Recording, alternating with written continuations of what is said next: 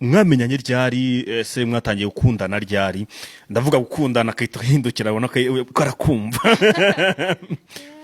do you know the meaning of gukundana Yeah. Like when we start to fall in love.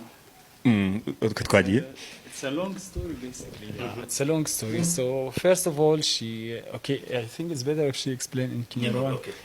yeah Okay, twamenyanye umwaka ushize mu mpera z'umwaka ushize nka mu kwa 12. Gusa twatangiye gukundana.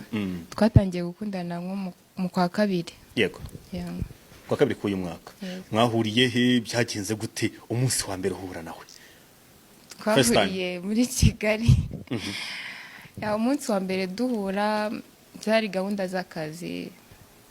Umuntu wari waduhuje ariko ari yandangiye akazi tu.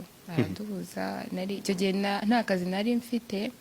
Aramamaga se ufite akazi ndavuga oya nta kazi ati ngiye kubwa nimero z'umuntu ukeneye yego ukeneye umukozi ambwira akazi ngomba gukora so numva nagakora ama nimero ze rero duhura gutya murahura wagiye ugiye gukora akayi kazi niba atari ibanga muri restaurant. wagiye gukora muri restaurant ye Yes. wagira umukozi we Yego ugezeho murakundanye yego abana kubaza ati se nta wundi wari ufite icyo gihe byarahuriranye nyine kuko nari single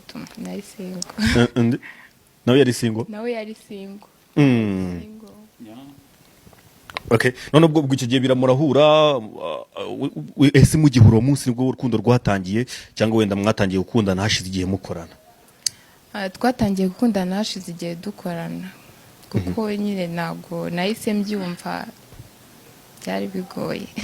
kubera iki Nyine biragoye kumva ngo umunyarwanda n'umuzungu akenshi nyine abakobwa b'abanyarwanda ntabwo twizera abazungu cyane abanyamahanga tuba twumva babeshya. yego Ntabwo byaragoranye kubyizera so haciyeho nk'amezi 2 dukorana nk'abakozi na bosi so tubona gukundana amezi 2 yego ako nawe warihutaga vuba amezi 2 mutangira kudetingana